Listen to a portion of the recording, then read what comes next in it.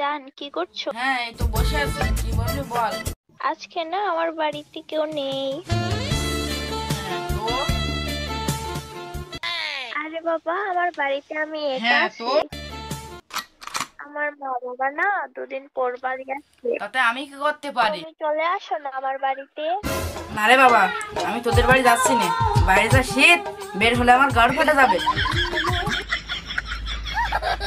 ঠিক আছে, তোমার আসতে হবে না, তাহলে তোমার ছোট ভাইয়ের একটা ফটো পাঠাও। না না, ছোট ভাই এখন ঘুমাচ্ছে, ডিস্টার্ব করা যাবে না। প্লিজ দাও না, দাও না, একটা ফটো দাও না। দাঁড়া, তোকে নিয়ে তার পারা গেল না, দাঁড়া দিচ্ছি।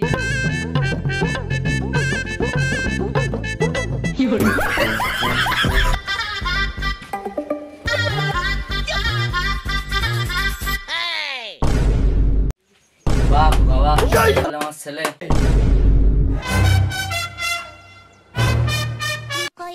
আরে এই দৃশ্য দেখার জন্য আমি তোকে নমাজ পেটে রেখেছিলাম। হ্যাঁ না মানে এই দিন দেখার জন্য আমি তোকে জন্ম দিয়ে।